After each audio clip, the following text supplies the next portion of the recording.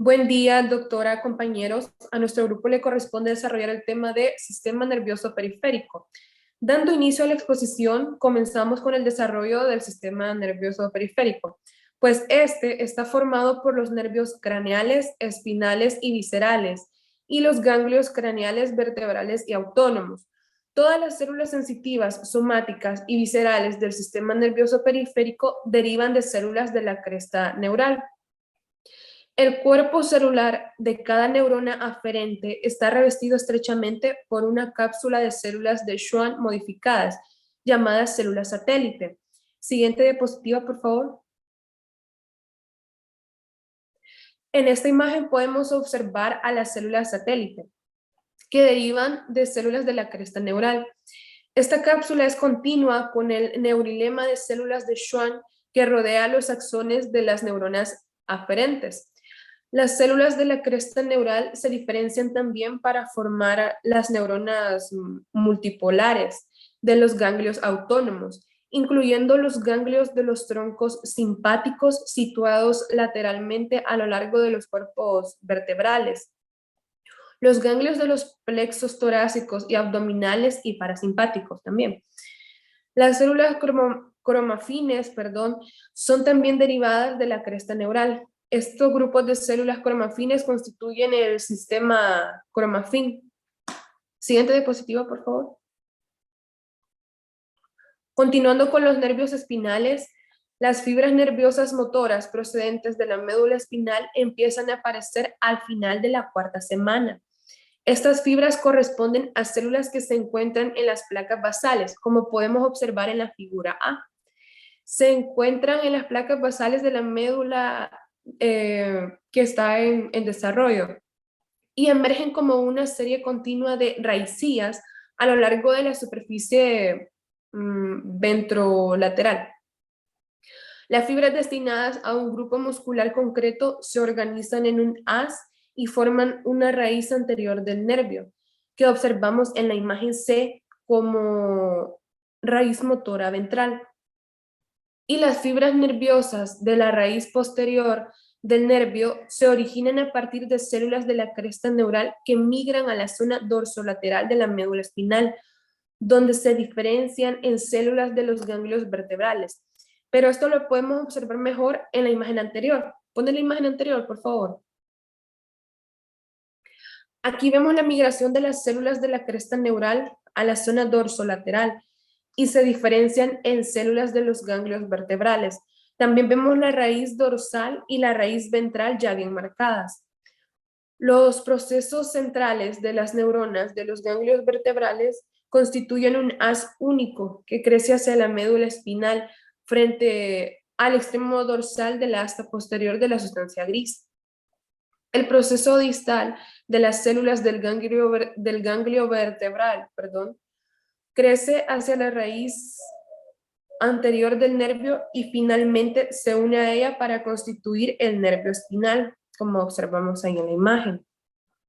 A medida que se desarrollan los esbozos de los miembros, los nervios procedentes de los segmentos de la médula espinal que se encuentran a su altura se alargan y crecen hacia los miembros inferiores.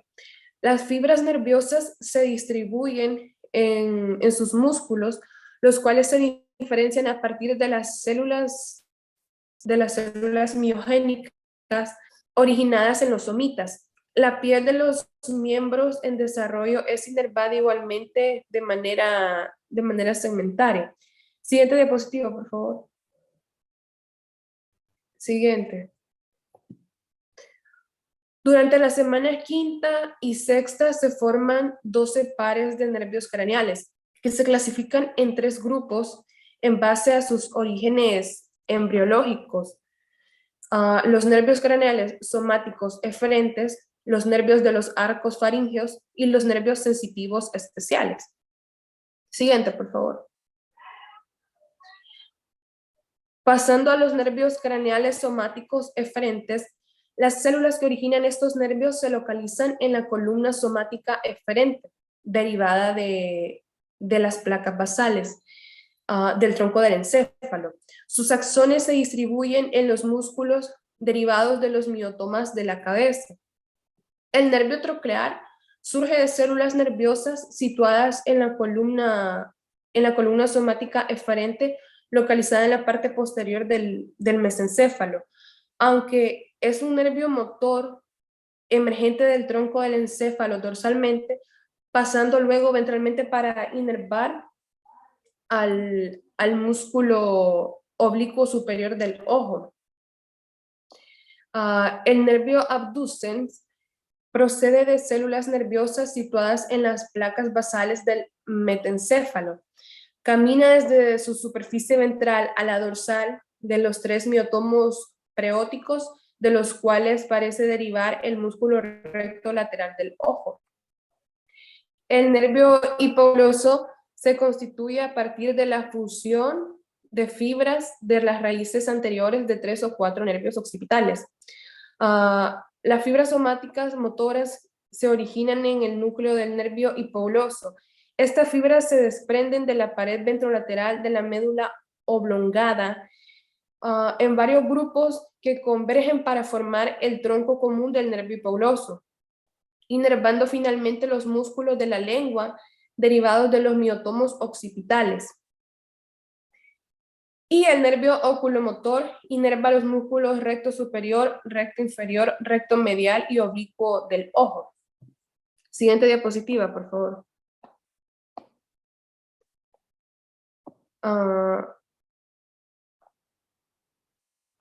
Los nervios craneales trigémino, facial, glosofaringeo y el nervio vago inervan a los arcofaringeos embrionarios. Por tanto, las estructuras derivadas de estos arcos están inervadas por estos nervios craneales. Comenzando por el nervio trigémino, es el nervio del primer arco faríngeo, pero su rama oftálmica no es un componente del arco faríngeo. El nervio trigémino es el principal nervio sensitivo de la cabeza. Las células del gran ganglio terminal derivan de la parte anterior de la cresta neural. Y pues los procesos periféricos de las células de este ganglio se dividen en 3 grandes ramas: nervios oftálmico, maxilar y mandibular. Sus fibras sensitivas inervan la piel de la cara y las mucosas de la boca y la nariz. Las fibras motoras del nervio trigémino surgen de células de la parte más anterior de la columna eferente visceral, especial del metencéfalo. Estas fibras se dirigen a los músculos de la masticación y a otros músculos que se desarrollan en la prominencia mandibular del primer arco faríngeo. Y esta sería mi participación.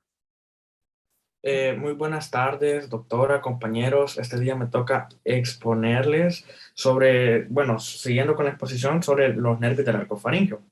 Vamos a empezar con lo que es el nervio facial.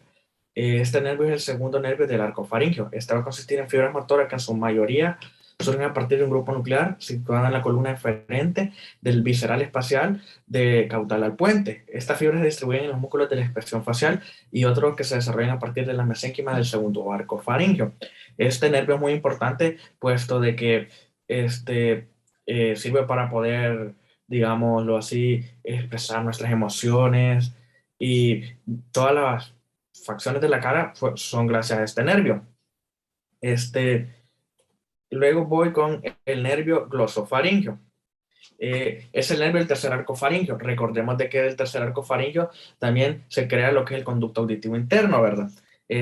Las fibras motoras del glosofaríngeo proceden de la columna eferente visceral espacial, que en general es la parte anterior del mieloencéfalo y constituye a partir de varias raicillas originadas en la parte de la médula oblonga inmediatamente caudal al oído interno en desarrollo, ¿verdad? Esta se divide en 2 tipos de fibras, que son las fibras procedentes de la columna eferente y las fibras eferentes generales. Las fibras procedentes de la columna eferente son viscerales espaciales que se distribuyen en el nervio estilofaríngeo y derivan de la mesénquima del tercer arco faríngeo. Las fibras eferentes generales se derivan del ganglio óptico y postganglionales se inervan en la parótida y las glándulas linguales posteriores. Ahora vamos con lo que es el nervio vago. Se forma tras la fusión de dos nervios del arco faríngeo, que es del cuarto y del sexto. El cuarto se inerva en lo que es la faringe y se convierte en el nervio laríngeo superior, que inerva los músculos cricotiroideos y los músculos constrictores de la faringe. El sexto se inerva y se convierte en un nervio recurrente que aporta inervación a gran cantidad de músculos laríngeos, ¿verdad? Luego de este tenemos el nervio espinal, que se forma a partir de 5 o 6 segmentos cervicales de la médula craneales. Las fibras de la raíz tradicionales del nervio espinal se consideran a partir del nervio vago. Este fibras se inervan a lo que es el músculo trapecio y el esternocleidomastoideo. Como un dato curioso, en la lengua española la palabra más larga es esternocleidomastoideo. Ahora vamos con los nervios sensitivos especiales, comenzando aquí por el nervio olfatorio. Surge a partir del órgano olfatorio, ¿verdad? Las células olfatorias son neuronas bipolares que se diferencian a partir de las células de revestimiento epitelial del saco nasal primitivo. Sus axones se agrupan formando entre 18 y 20 haces alrededor de la lámina cribosa del hueso etmoides en desarrollo. Estas fibras terminan en el bulbo olfatorio. También tenemos el nervio óptico, que este va a estar constituido por más de 1 millón de fibras nerviosas que se originan en el encéfalo a partir de los neuroblastos que existen en la retina primitiva. Con el nervio óptico se desarrolla en la pared de la invaginada del proencéfalo, que raramente representan un haz de fibra de lo que viene a ser el encéfalo. Acá tenemos también el nervio vestíbulo-coclear. El nervio vestíbulo-coclear está formado por dos fibras sensitivas organizadas por dos haces, que es el nervio vestibular y el nervio coclear, ¿verdad? El nervio vestibular se origina en los conductos semicirculares y el nervio coclear procede de los conductos cocleares que se desarrollan en el órgano espiral, o también conocido como el órgano de Corti. Estos procesos centrales de estas terminan en los núcleos vestibulares del suelo del cuarto ventrículo. Y esta sería toda mi participación. Muchas gracias. Bueno, entonces, siguiendo con la anatomía del sistema nervioso periférico, tenemos, bueno, las terminaciones sensitivas generales se encuentran diseminadas profusamente en todo el cuerpo. Esto se va a tratar de transductores de señales biológicos, ya que generan potenciales de acción ante estímulos físicos o químicos. ¿Qué quiere decir transductores de señales biológicos? Quiere decir de que como todo el cuerpo va a estar inervado, entonces a un estímulo, el estímulo va a generar potenciales de acción, lo cual va a viajar por todo el sistema nervioso periférico hasta llegar al sistema nervioso central, donde va a haber una respuesta ante el estímulo. Entonces, los impulsos nerviosos resultantes de estos transductores biológicos van a alcanzar el sistema nervioso central, donde se van a generar respuestas reflejas, que son, las respuestas reflejas vienen siendo como una respuesta rápida ante un estímulo y la conciencia de los estímulos o ambos fenómenos. Ahora bien, las terminaciones sensitivas que se localizan de forma superficial, como las que están en la piel, responden a estímulos del dolor, la temperatura, el tacto y la presión. Y las terminaciones propioceptoras, que estas van a estar localizadas en músculos, tendones, articulaciones, van a transmitir señales que van a permitir que se produzca un ajuste reflejo de la actividad muscular y la conciencia de la posición y movimiento. Ahora bien, los componentes de nervios, raíces y ganglios.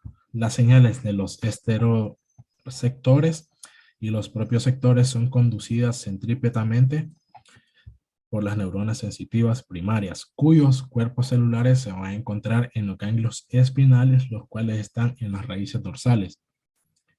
Los ganglios equivalentes están presentes en aquellos nervios craneales que contienen las fibras sensitivas generales.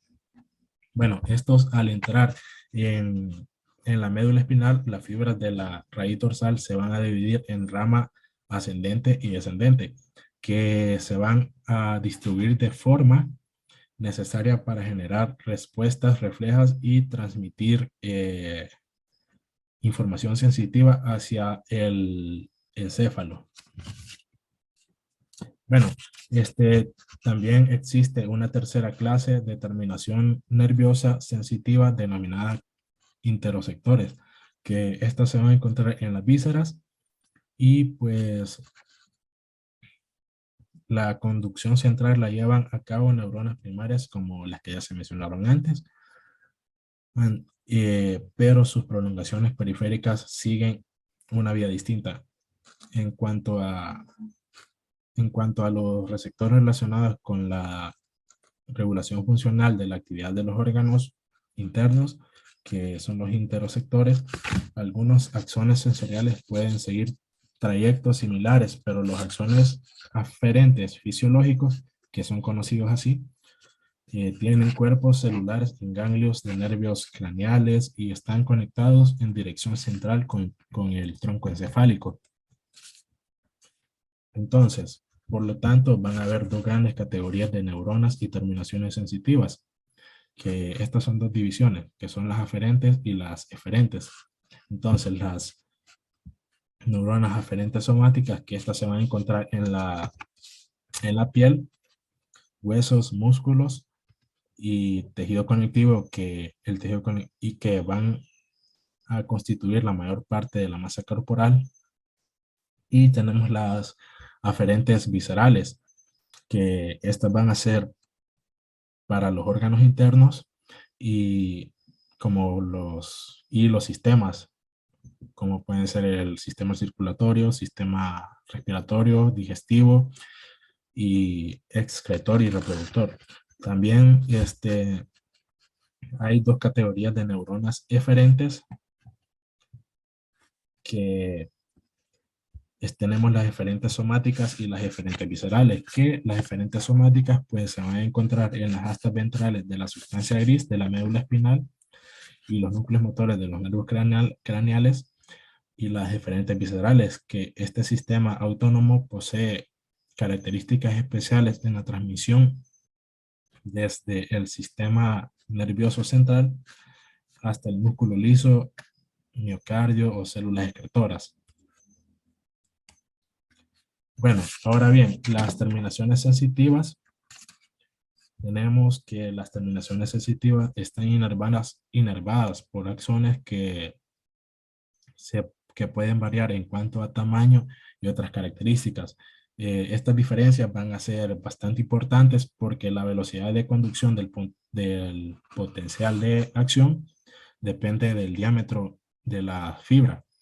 Y las terminaciones sensitivas también, funcionalmente distintas, entonces los potenciales de acción van a depender del diámetro de la fibra y las terminaciones sensitivas.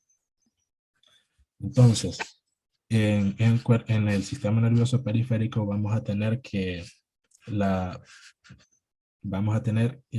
terminaciones de acuerdo con sus estructuras. Se van a distinguir dos tipos de terminaciones, y cutáneas y sensitivas, que son las terminaciones no encapsuladas y las terminaciones encapsuladas. Entonces, las terminaciones no encapsuladas, que son las ramas terminales de los axones que pueden encontrarse en estrecho contacto con las células o pueden estar libres en el espacio extracelular del tejido conectivo.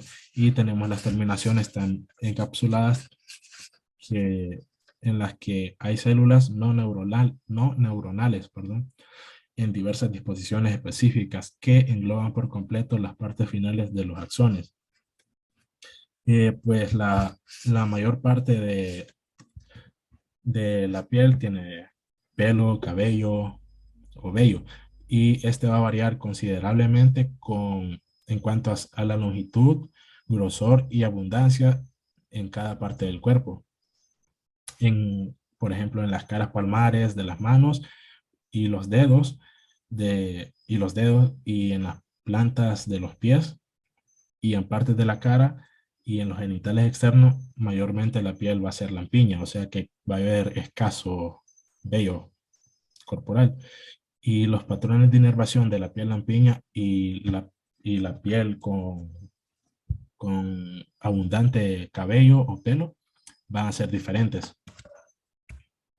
Bueno, en cuanto a la inervación cutánea, las ramas cutáneas de los nervios espinales y craneales van a pasar a través del tejido conectivo subcutáneo y van a llegar a la dermis, donde sus axones se van a extender horizontalmente para formar plexos paralelos a la superficie de la piel.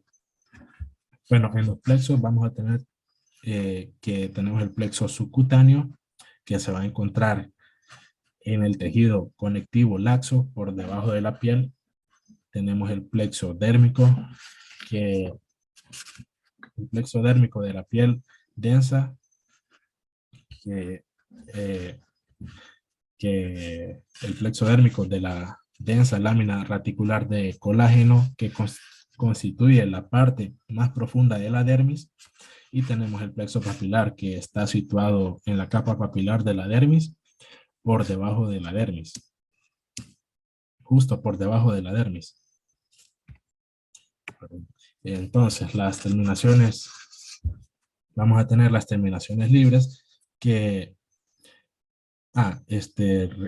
anteriormente, bueno,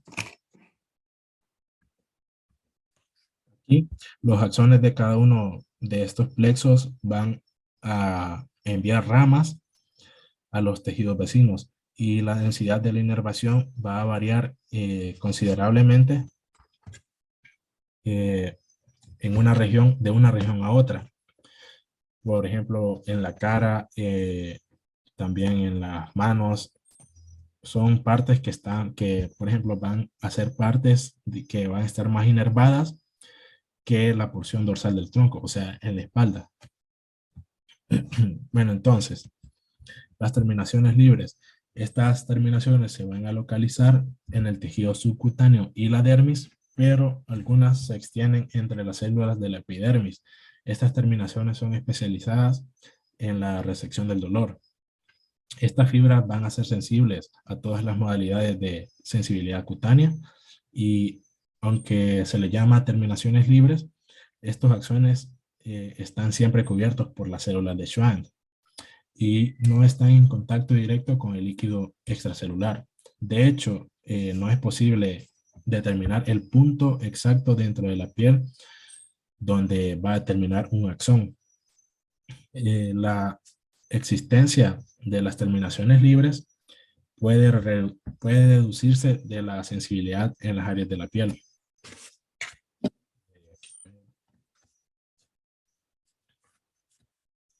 Los receptores de Merkel. Bueno, con los receptores de Merkel, que estos van a ser terminaciones o que se van a encontrar en la capa germinativa de la epidermis, perdón, los extremos de las ramas axónicas terminan en forma de expansiones planas que se encuentran muy cerca de una célula de Merkel. Estas células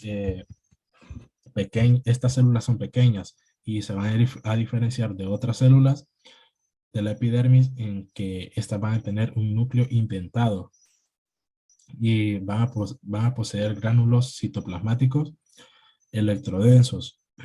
Se encuentran las células de Merkel en la piel lampiña y las vainas radiculares externas de los folículos pilosos.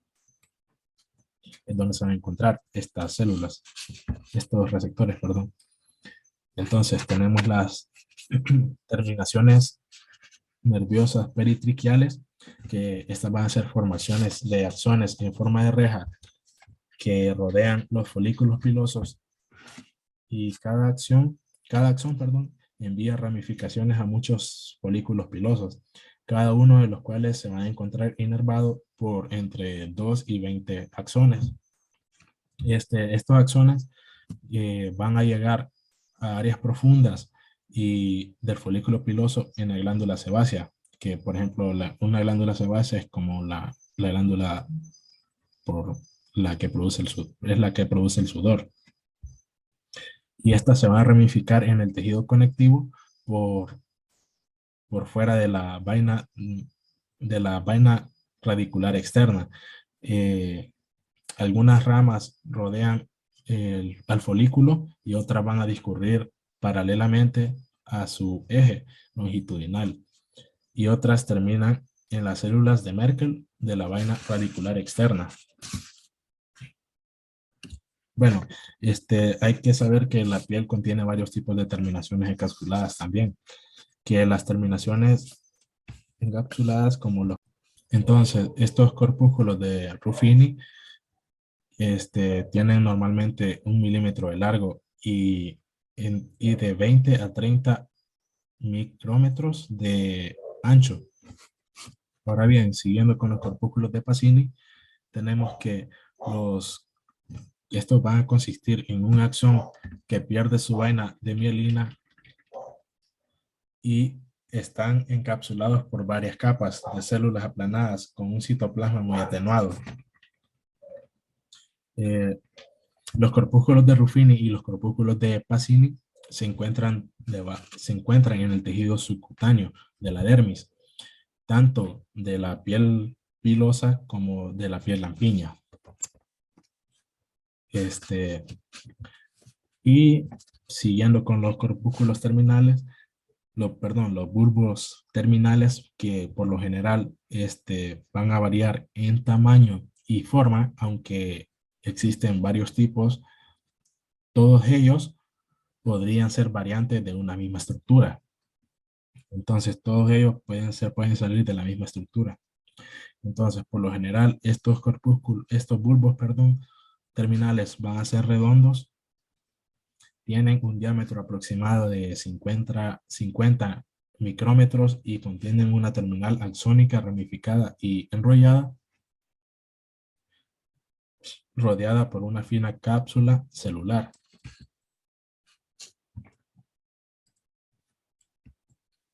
Ahora bien, con las terminaciones sensitivas en articulaciones, músculos y tendones, los propios sectores de las cápsulas de las articulaciones, los músculos y los tendones van a aportar al sistema nervioso central la información que necesita para realizar movimientos coordinados a través de las acciones reflejas. Los propios sectores son como unos mecanismos responsables de recopilación de información acerca de los cambios de posición de los músculos. Entonces, además de la información propioceptiva, alcanzan el nivel consciente. La información propioceptiva va a alcanzar el nivel consciente, lo que va a permitir conocer la posición de las partes del cuerpo y sus movimientos. Probablemente el dolor que se origina en los músculos, tendones y ligamentos y los huesos se va a detectar en las terminaciones nerviosas libres del tejido conectivo. Estas terminaciones nociceptivas responden a las lesiones físicas y a los cambios locales de la índole química, como los causados por la inflamación o los causados por la isquemia.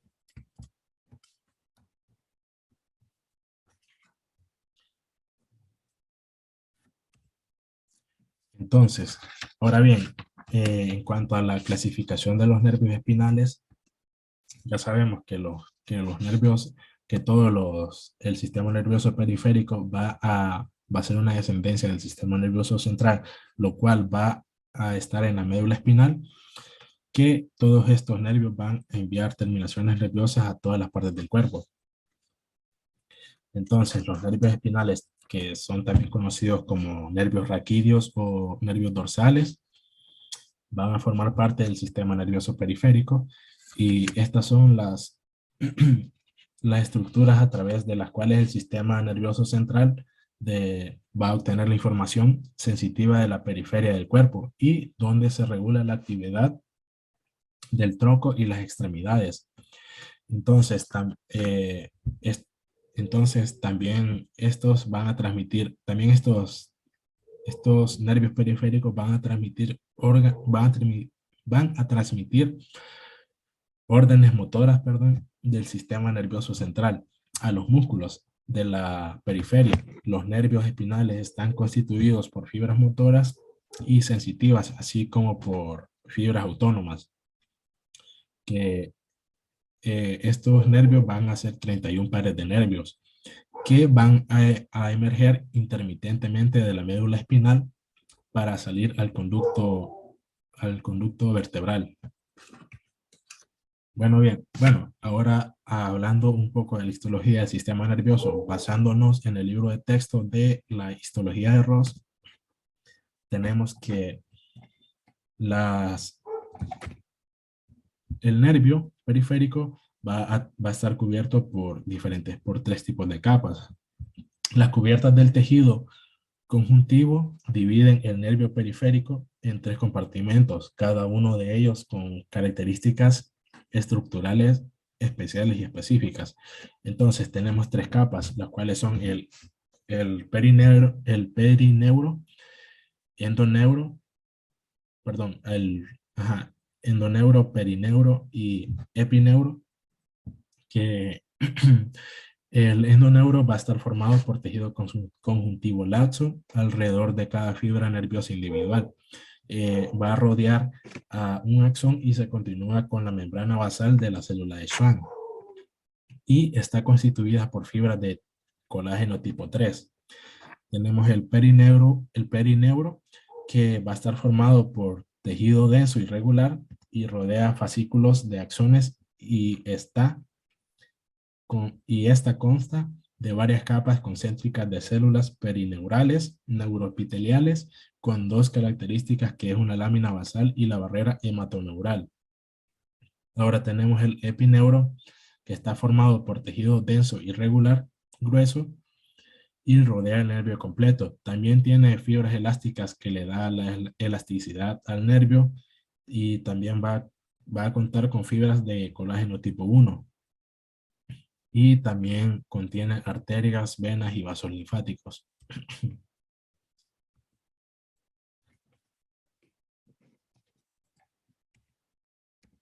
Y tenemos en la estructura del nervio periférico, que los nervios periféricos van a ser estructuras del sistema nervioso periférico que van a conectar a diferentes órganos y músculos del cuerpo con el sistema nervioso central. Cada nervio se asemeja a un cordón grueso y está conformado por un haz que tiene numerosas fibras nerviosas, que son los axones, y sus envolturas de tejido conectivo. Por otro lado, cada fibra nerviosa es una extensión de una neurona cuyo soma o cuerpo celular está ubicado dentro de la sustancia gris del tejido nervioso central o dentro de los ganglios del sistema nervioso periférico, como pueden ser los ganglios de la raíz dorsal. Y pues en la imagen se puede observar un corte histológico de un nervio periférico, donde cada nervio va a estar compuesto por uno o más fascículos de axones mielínicos y amielínicos, o fibras, o también por fibras nerviosas. Cada fibra nerviosa dentro del fascículo va a estar rodeado por tejido conjuntivo laxo de soporte, que va a ser el endoneuro, que está marcado de negro. Ahora, a su vez, cada fascículo está rodeado por colágeno denso y una capa de epitelio simple plano, va a ser el epineuro, que es el que está rodeado de color verde. Perdón, va a ser el perineuro, el que está rodeado de color verde. Y externamente, los grupos de fascículos que van a componer el nervio están rodeados por tejido conjuntivo laxo, que va a ser el epineuro. Así que, gracias. Va a ser mi compañero. La diapo anterior.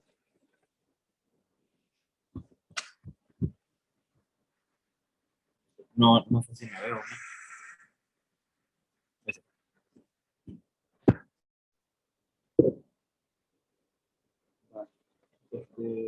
Para comenzar así un concepto así general según la biología, los músculos son estructuras o tejidos existentes en el ser humano y en Sí, la te mayoría de escuchas.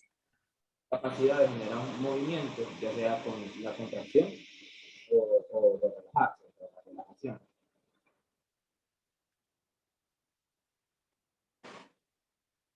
Entonces, por siguiente diapositiva. Un músculo está formado de fibras y fibras, y ya sabemos que la unidad funcional del músculo son los miocitos. Entonces, entre esas fibras hay algo de que genera el movimiento, o sea, ayuda en el movimiento de la contracción o la relajación, o sea, genera el estímulo, mejor dicho. Y eso se llama uso muscular o uso neuromuscular, que es una estructura cilíndrica, alargada, con su parte central más gruesa y contiene en su interior dos o más fibras musculares, que esas están transformadas y especializadas funcionalmente como mecanorreceptores de elongación. Entonces aquí sí quise recalcar como los puntos más importantes. El primero es, pues no veo, la ubicación. Se encuentra en el eje longitudinal del músculo y sus cápsulas de colágeno están en continuidad con el tabique fibroso que separan las fibras musculares. Consiste en una cápsula fusiforme de tejido conectivo y con una o 14 fibras musculares e intrafusales, perdón. Las fibras musculares son intrafusales y extrafusales, que más adelante te explico mejor eso. Cada uso muscular está inervado por dos axones sensoriales, que son las fibras A y las fibras AB. Son receptores de reflejos miotéticos o de estiramiento. En el caso de las fibras extrafusales, son las que componen la masa principal de un músculo. Y estas están inervadas por las motoneuronas grandes, que son las motoneuronas A, que cuyos axones son de tamaño AA, la primera A mayúscula. Y las fibras musculares intrafusales del interior del uso son inervadas por las motoneuronas más pequeñas, que son las motoneuronas I y tienen axones A, Y, es siguiente diapositiva.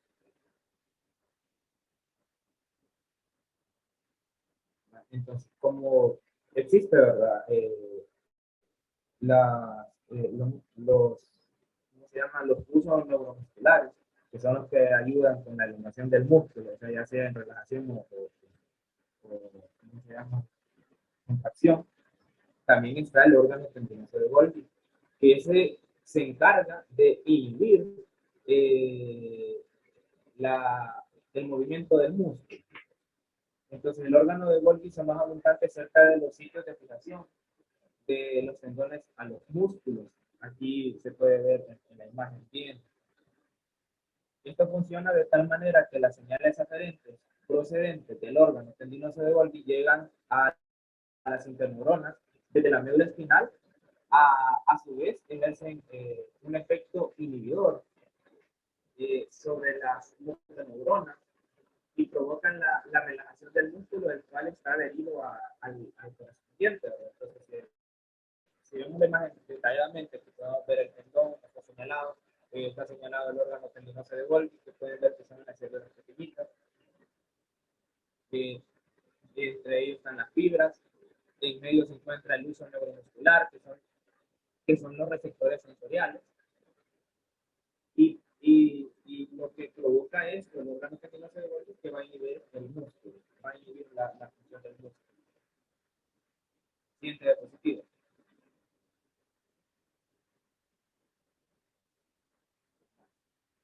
En el caso de las articulaciones, en torno a las cápsulas de las articulaciones sinoviales, existen pequeños corpúsculos de Pacini, que son los que estamos viendo en este momento. Y también existen unas formaciones similares a los corpúsculos de Ruffini, que mi compañero lo estuvo mencionando anteriormente, entonces no como que le voy a dar tanto énfasis a eso. Esas estructuras responden respectivamente a la finalización y la iniciación de un movimiento. aquí está una imagen para que puedan ver cómo son. Aquí dice de que tienen una característica que tienen como una forma de una cebolla por las capitas que tienen. Aquí se puede ver las cápsulas, se puede ver las láminas, que son las capas de la membrana neurona sensorial, el vaso sanguíneo, que son los conductos que están aquí. Entonces, todo eso se puede ver. Siguiente diapositiva.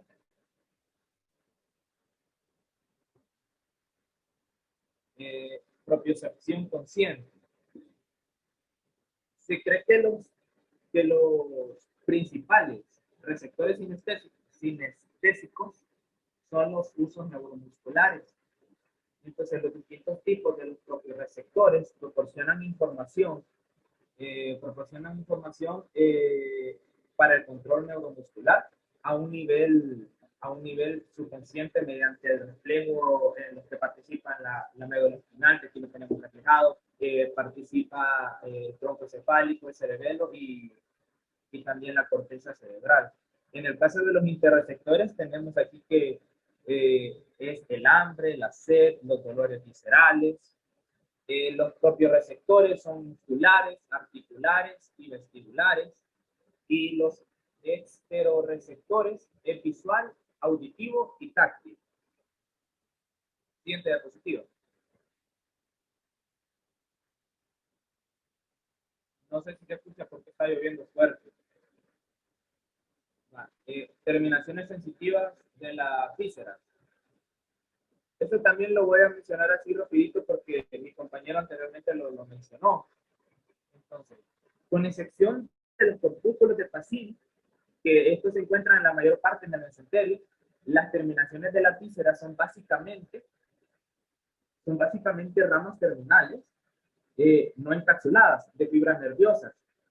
Algunas de ellas bastante complejas, como por ejemplo tenemos aquí las terminaciones libres, que las terminaciones libres son ramificaciones no mielinizadas de fibras mielinizadas que se encuentran en la dermis o en la epidermis, pero no en la capa córnea. También tenemos aquí las terminaciones de Merkel, que estas se encargan de recibir y transmitir al cerebro los cambios de presión como en las texturas. Y la de los corpúsculos de Meissner dice, son del tacto, o un tipo de terminación nerviosa de la piel que son responsables de la sensibilidad para el tacto suave. Y también tenemos ahí los corpúsculos de Pacini y los receptores. Siguiente diapositiva.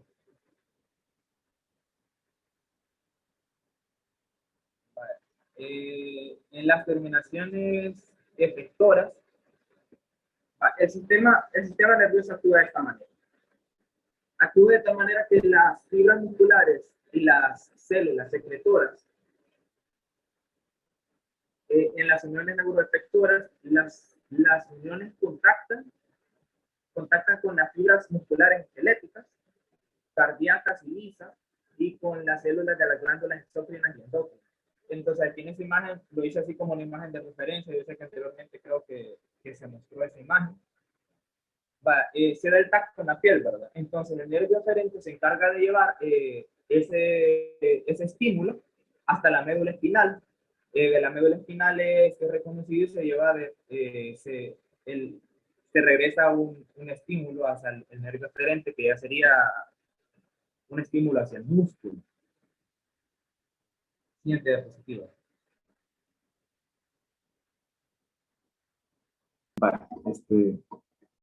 Que den placas motoras. Algo que cabe para recalcar es que todo esto puede darse gracias a la presencia de calcio. Para que la unión neuromuscular pueda efectuarse adecuadamente es necesario de tres estructuras que están trabajando en conjunto, las cuales son la primera, que va a ser la neurona característica motora, que se encarga de enviar el impulso nervioso y que posee la acetilcolina.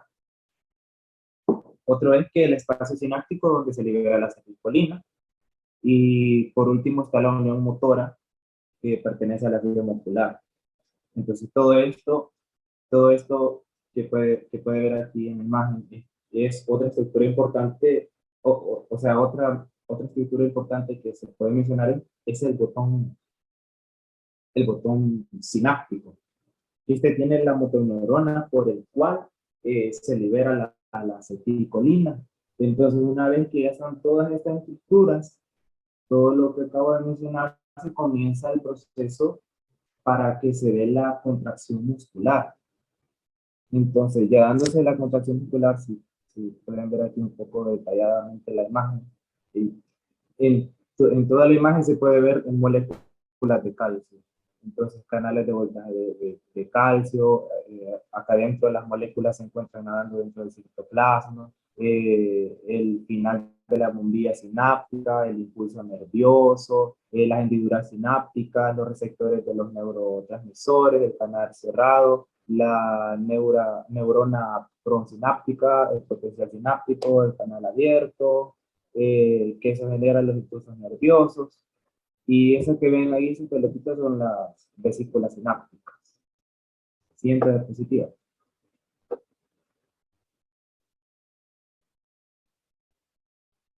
Vale.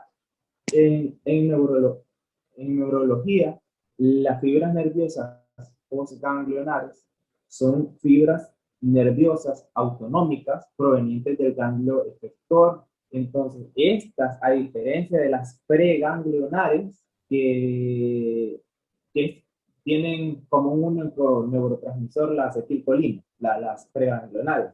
Entonces, presentan variedad de neurotransmisores para cumplir sus funciones. Entonces,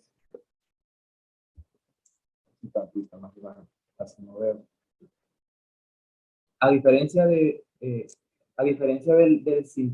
simpático y del parasimpático, se puede ver que en los preganglionares es más corto y en las proganglionares es más largo. Entonces, en el simpático las fibras preganglionares son más cortas, como pueden ver aquí en la imagen. Siguiente diapositiva.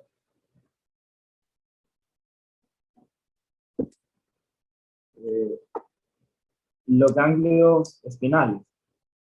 Un ganglio espinal son dilataciones, se puede ver aquí en la imagen. Son dilataciones de las raíces dorsales de los nervios paquilios, localizados en los agujeros intervertebrales, en una situación inmediatamente proximal a la unión de las raíces dorsal y ventral.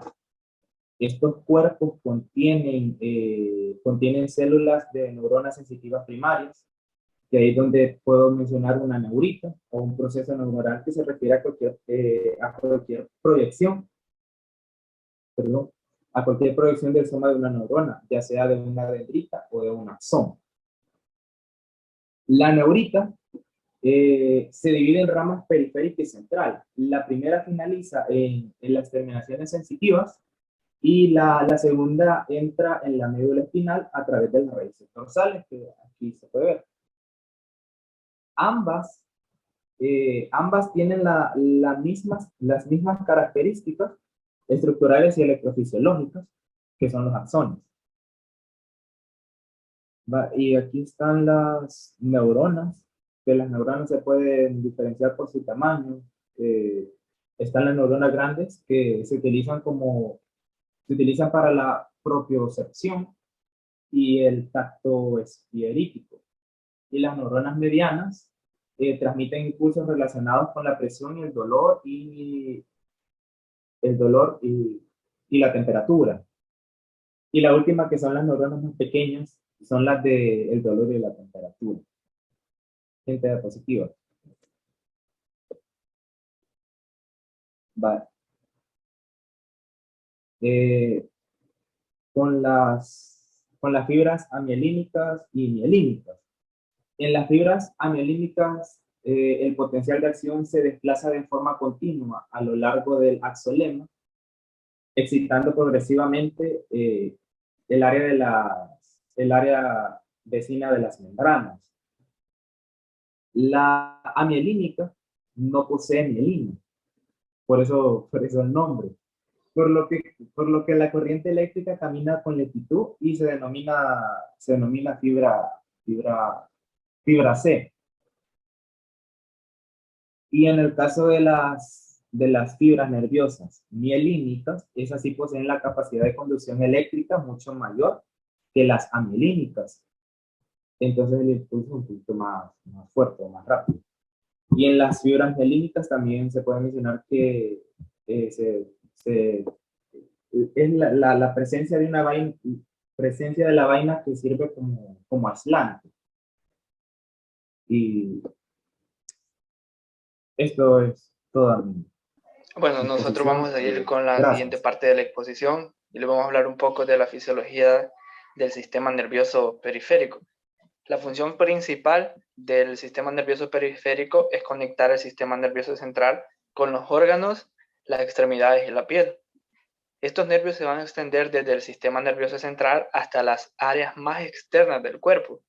El sistema nervioso periférico va a permitir que el cerebro y la médula espinal puedan enviar y recibir información a otras áreas del cuerpo, lo que nos va a permitir reaccionar a los estímulos en nuestro exterior o en nuestro entorno. Siguiente diapo.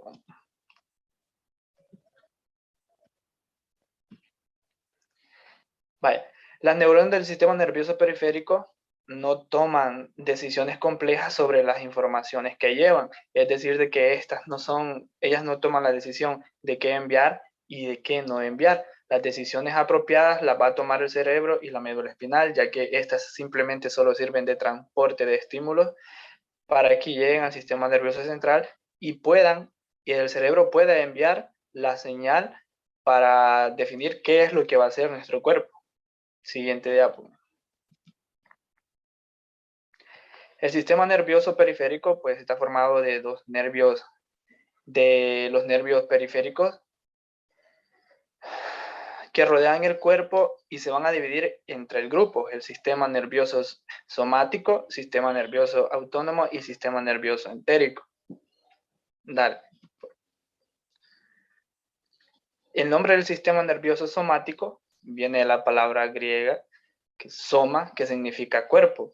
Y este es el responsable de transmitir tanto la información sensorial como el movimiento voluntario que se deriva de esta información a través de la evaluación que va a hacer el cerebro o el sistema nervioso central para dar la respuesta. Siguiente. El sistema somático es la parte del sistema nervioso periférico responsable de llevar la información sensorial y motora hacia y desde el sistema nervioso central. Más adelante les voy a enseñar, les voy a presentar una esquematización de cómo funciona esto. Siguiente. Ahora, los dos tipos principales de neuronas que encontramos en el sistema nervioso somático se llaman nervio aferente y nervio eferente, o también llamadas como neuronas sensoriales o neuronas motoras. Las sensoriales llevan información de los nervios al sistema nervioso central y las eferentes que transportan información del cerebro y la médula espinal a las fibras musculares de todo el cuerpo. En el esquema podemos observar de que en la parte superior vemos el nervio eferente, que bien hace referencia de que todo estímulo que ocurre en el entorno o en el exterior es llevada hacia la médula espinal para dirigirse hasta el sistema nervioso central, donde se va a procesar la información y de los estímulos. Cabe recalcar de que en el nervio eferente o la rama eferente contiene ganglios y la rama aferente contiene ganglios y la rama eferente no contiene ganglios, ya que esta simplemente está para traer la información que genera el sistema nervioso central. Siguiente. Ahora, con el sistema nervioso autónomo, es la parte del sistema nervioso periférico responsable de regular las funciones corporales involuntarias, como el flujo sanguíneo, los latidos cardíacos, la digestión y la respiración. Siguiente. Este sistema se divide en dos ramas también, el sistema nervioso simpático, que es el encargado de regular las respuestas de lucha o huida. Este va a movilizar al cuerpo para responder a una situación de peligro y también en preparar el cuerpo para gastar energía, hacer frentes, posibles amenazas también en medio ambiente. Significa que este es el que va a ayudar al cuerpo a mantenerse en alerta. Siguiente.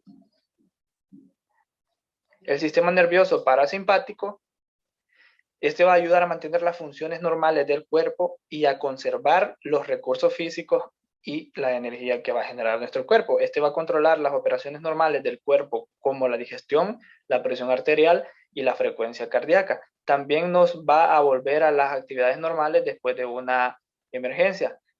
Este nos hace referencia de que el sistema nervioso parasimpático es quien participa en mantener la homeostasis de nuestro cuerpo. Siguiente. Vaya, acabamos de presentar las dos diferencias o qué hacen estas dos ramas de los nervios. El nervio simpático es quien va a permitir que se libere la adrenalina, tanto como el parasimpático. Este va a liberar la acetilcolina, que sería como un factor opuesto. El simpático va a dilatar la pupila y el parasimpático la va a relajar. El sistema nervioso simpático va a aumentar la secreción de saliva, el parasimpático la va a disminuir. El simpático va a aumentar también lo que es la presión cardíaca o los latidos cardíacos, perdón, y el otro lo va a relajar. Siguiente. En el sistema nervioso entérico se describió el sistema nervioso entérico, el cerebro digestivo, porque consiste en aproximadamente de 100 millones de neuronas distribuidas desde el esófago hasta el ano. Las neuronas del sistema entérico se organizan en dos plexos, que son los siguientes, ¿verdad? El plexo mientérico y el plexo submucoso. El mientérico, que también es conocido como plexo de Auerbach, que se va a localizar entre las capas longitudinales y circular de músculo liso de la túnica muscular. Y el plexo submucoso, que a este se le va a conocer como el plexo de Meissner, que este se va a encontrar dentro de la mucosa. Siguiente. Las interneuronas del sistema nervioso entérico conocen las neuronas de ambos plexos, mientéricos y submucosos. Las neuronas sensitivas del sistema nervioso entérico inervan la mucosa epitelial. En algunas de estas neuronas sensitivas también van a funcionar como quimiorreceptores, es decir, que van a funcionar como receptores que se activan por la presencia de ciertas sustancias, químicos o alimentos localizadas en la luz del tubo digestivo. Bueno, esto hace referencia y un claro ejemplo es cuando muchas personas dicen de que comen limón y el limón les provoca dolor de cabeza o como dicen ellos, que el limón les altera los nervios. Siguiente.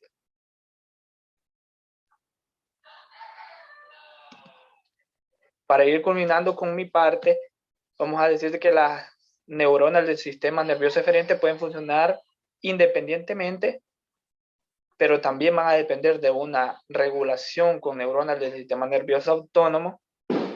El nervio vago, que va a llevar fibras parasimpáticas a casi todo el tubo digestivo, que el sistema parasimpático es quien se va a encargar como prácticamente de relajar y también de liberar acetilcolina. Esos nervios parasimpáticos mantienen conexiones con el sistema nervioso entérico y la estimulación de los nervios parasimpáticos que inervan el tracto gastrointestinal suelen aumentar las secreciones y motilidad por el incremento de la actividad de las neuronas del sistema nervioso entérico, ya que los nervios simpáticos están destinados en el tubo digestivo, van a proceder de las regiones torácicas y lumbares de la médula. Va a quedar la compañera Catherine para seguir con la siguiente parte.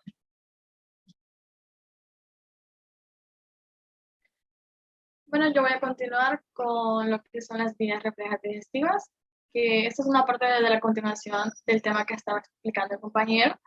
Siempre es continuación del sistema nervioso entérico. Entonces dice que muchas neuronas del sistema nervioso entérico son potencialmente las vías reflejas de la regulación, la secreción y motilidad gastrointestinal en respuesta a los estímulos presentes a la luz.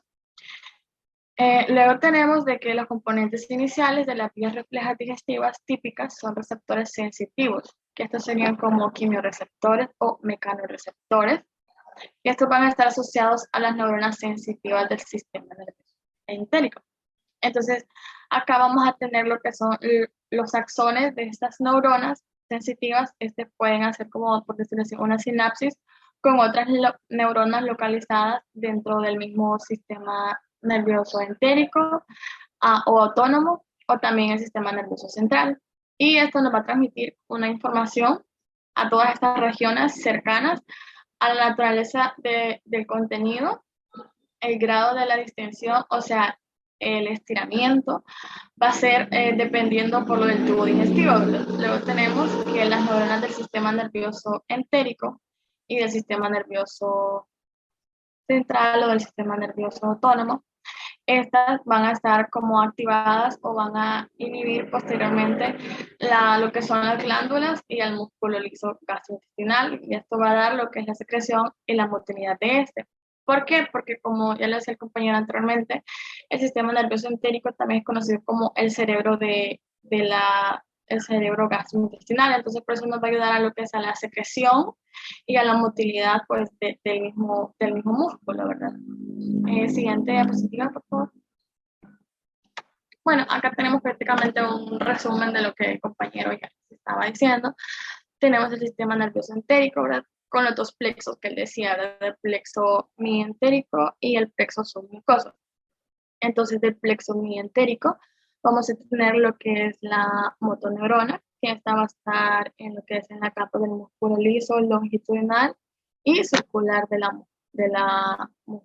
muscularia, ¿verdad? Luego vamos a tener también que del mismo plexo mientérico va a salir una interneurona, perdón, que esta nos va a ir a dar al otro plexo, que es el plexo submucoso, que de este pues va a partir una motoneurona también, pero esta va a dar al epitelio mucoso. Entonces, tanto del epitelio mucoso va a salir una neurona sensitiva, que esta va a ser hacia las neuronas del sistema nervioso autónomo y también a las neuronas del sistema nervioso central para cumplir la función, ¿verdad?, que ya les estábamos diciendo anteriormente. Siguiente diapo. Ahora vamos a hablar de los nervios del sistema nervioso periférico. Los nervios que componen el sistema nervioso periférico son en realidad los axones o bases de axones de las células neuronales. Tenemos lo que son 12 pares de nervios craneales que salen del cráneo a través de varias aperturas craneales, ¿verdad? Y también tenemos 31 pares de nervios espinales, cada uno idéntico por su asociación con las vértebras desde donde sale el nervio y que sale el canal vertebral, ¿verdad? Algunos de estos se hacen como únicos o se especializan. Estos van a depender, algunos que salen directamente del cerebro sin pasar por la médula espinal, es decir, que están ubicados en la parte posterior del cerebro, ¿verdad? Y luego van a haber otros que atraviesan los agujeros y salen por el cráneo para llevar su destino circunstancialmente a estos nervios. No se los dirige por áreas en la cabeza, ¿verdad?, sino que también se extienden por todas las partes del cuerpo. Entonces, por eso tienen que ver con el sistema nervioso periférico. Siguiente diapo. Ahora tenemos lo que son los nervios craneales. Los nervios craneales, como ya les decía, ¿verdad?, son 12 pares de nervios que pasan a través de pequeños agujeros en la base del cráneo. Estos nervios son responsables de llevar información y conectar al cerebro a diferentes partes del cuerpo, ya sean órganos sensoriales, motores, músculos u órganos, ¿verdad? También los 12 pares craneales van a estar como divididos según su función, pero esto en la siguiente diapositiva se los voy a explicar. Siguiente diapo, por favor.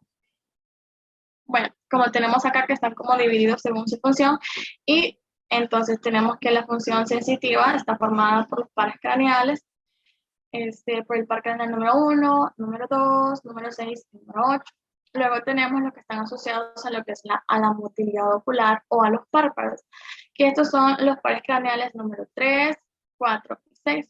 Luego tenemos los que están asociados o relacionados con la actividad del músculo, del cuello y la lengua, que estos son los nervios craneales 11 y 12.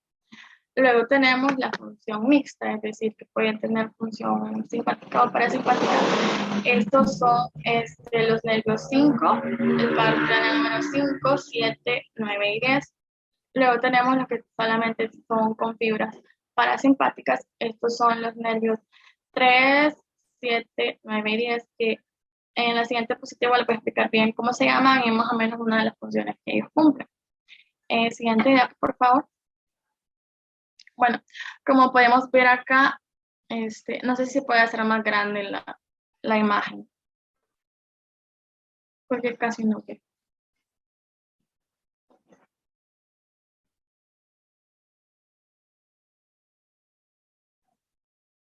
Ya no se puede hacer más grande.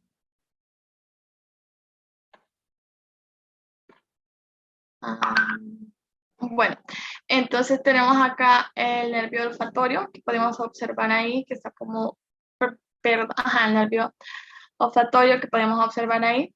Este es el par craneal número 1, que pues va a ser el responsable de lo que son las células del bulbo raquídeo, ¿verdad? Entonces, como su mismo nombre nos dice, ¿verdad? Este va a estar encargado de que se nos cumplir lo que es la función de lo olfatorio, ¿verdad? Luego tenemos lo que es el nervio óptico, que es el par craneal número 2, que va a ser el responsable de llevar los estímulos visuales desde el ojo hasta el cerebro, ¿verdad? Este hecho va a ser por los axones de las mismas células ganglionales de la retina, que van a ser las responsables de llevar la información de lo que nosotros ojos ven hasta el cerebro por los fotorreceptores, ¿verdad? Luego tenemos el tercer par craneal, que es el oculomotor, que este nervio también se conoce como el nervio oculomotor ocular común, que es el tercero y controla el movimiento ocular, es decir, que nos ayuda con el movimiento de los ojos, ¿verdad? Y también es el responsable del tamaño de la pupila, es decir, que puede dilatarla o dilatarla cuando pues él lo crea conveniente, ¿verdad? Puede hacerla más pequeña o más grande. El siguiente es el par craneal número 4, que es el troclear, que este nervio tiene, tiene una función somática que esta es conectar el músculo oblicuo superior del ojo, que se puede hacer que lo va a conectar con los glóbulos oculares para que se muevan y estos roten.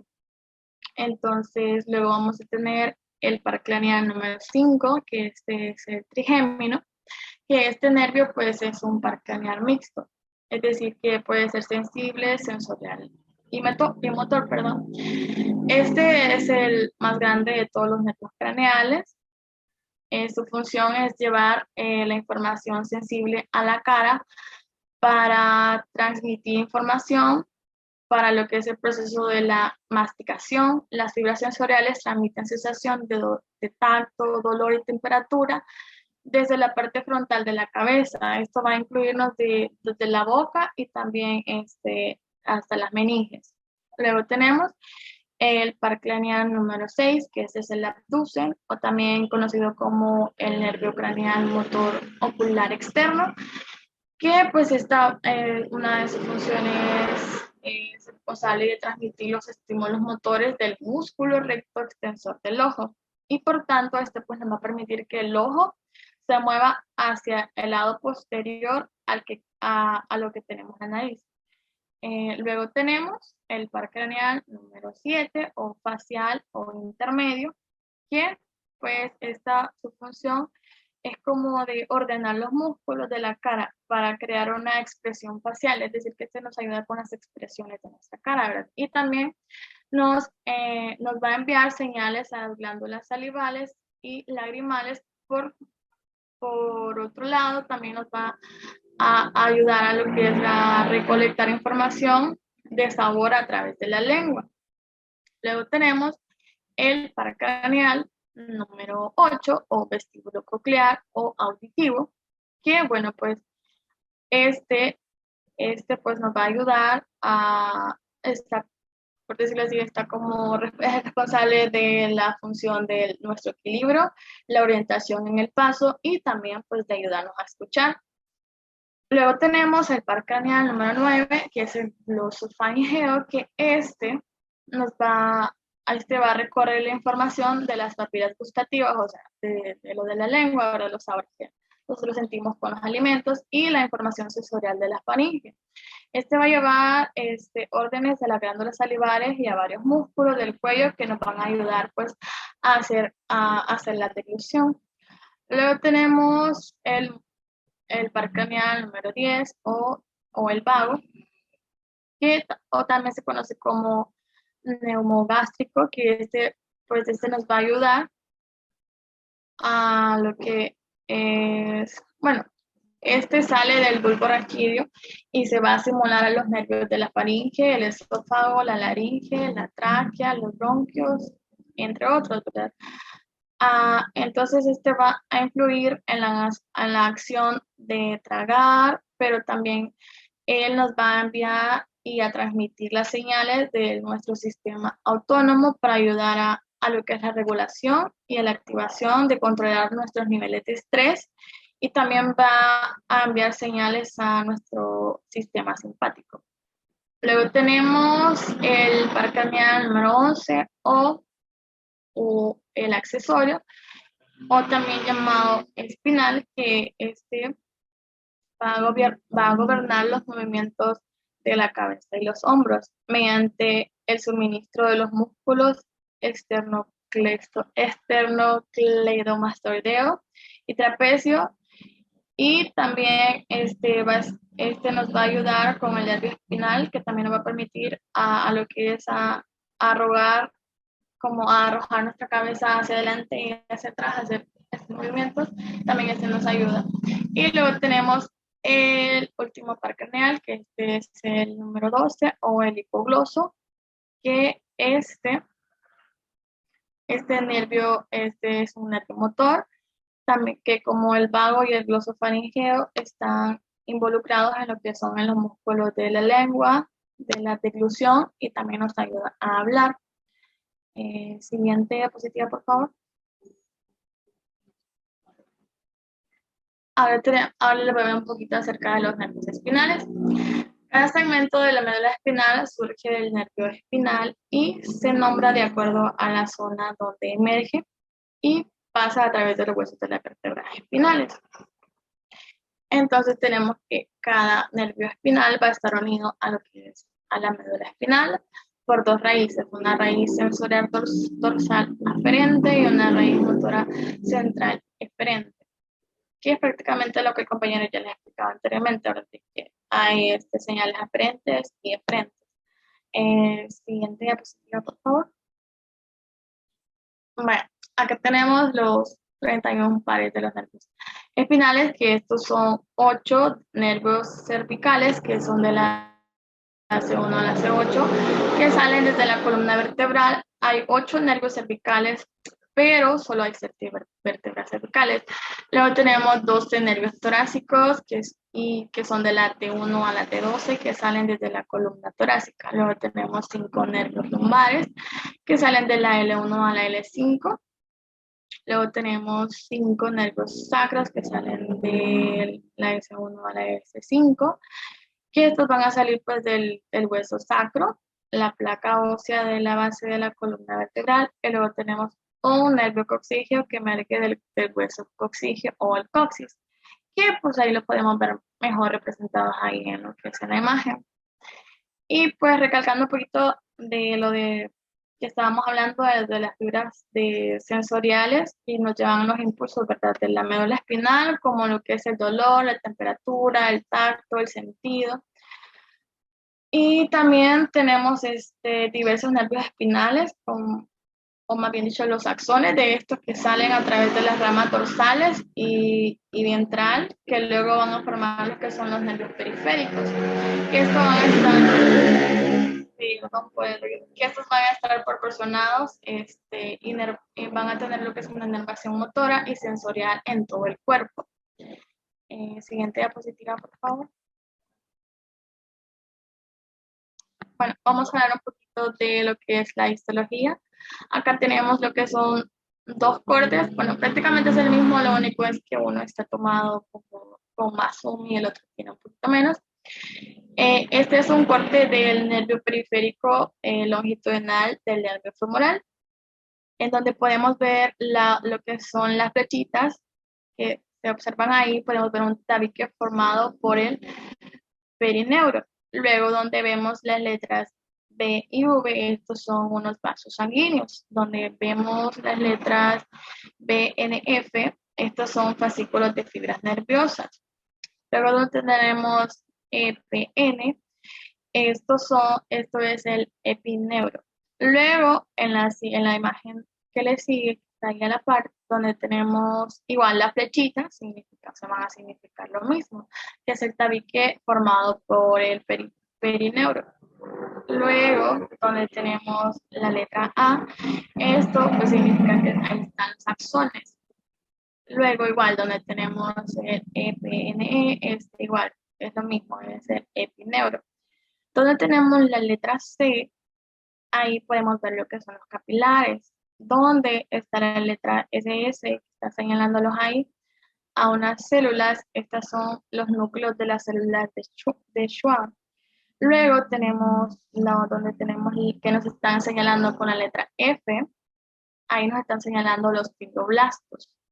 Y donde nos están señalando, donde dice PN, esto nos está señalando el perineuro. Siguiente diapositiva. Y acá igual es otro corte únicamente del mismo nervio, únicamente que este es longitudinal y aquel era transversal, ¿ves? Pero igual se puede observar lo mismo. Acá, en la primera imagen, podemos observar únicamente lo que es el perineuro, ¿verdad?